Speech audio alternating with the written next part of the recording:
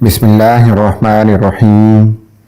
Dear students, آج 18 April کو وفاقی وزیر تعلیم شفقت محمود کی زیر صدارت تمام صوبائی وزرائے صحت اور تعلیم کی خصوصی میٹنگ ہوئی، جس میں بورڈ کے امتحانات کے انعقاد کے حوالے سے مشاورت کے بعد چند اہم فیصلے کیے گئے۔ میٹنگ کے اختتام پر وفاقی وزیر تعلیم شفقت محمود نے سماجی رابطے کی ویب سائٹ ٹویٹر کے ذریعے آج لیے گئے اہم فیصلوں کے بارے میں آگاہ کیا۔ سب سے پہلا کہ 19 اپریل سے میٹرک اور انٹرمیڈیٹ کی کلاسوں کی آغاز کر دیا گیا ہے۔ ہفتے میں 2 دن یعنی پیر اور جمعرات بورڈ کے امتحانات کی تیاری کے سلسلے میں ان کلاسز کا آغاز ہوگا۔ میٹرک کے امتحانات کا انعقاد مئی کے آخری ہفتے میں ہوگا، جو تقریباً جون کے آخری ہفتے تک جاری رہے گا۔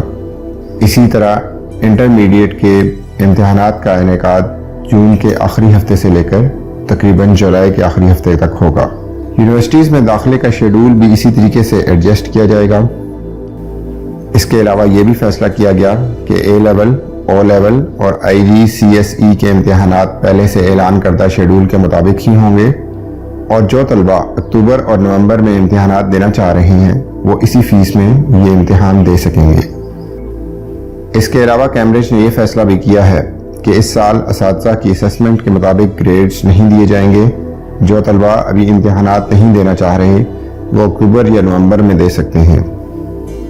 اس کے علاوہ ایسے اضلاع جہاں کرونا وائرس کی شرح 8% سے زیادہ ہے وہاں یونیورسٹیز بند رہیں گی، اور پہلی سے 8ویں کلاس کے طلباء کے لیے اسکولز بند رہیں گے، اور ان کی مزید تفصیلات صوبائی وزیر تعلیم دے دیں گے۔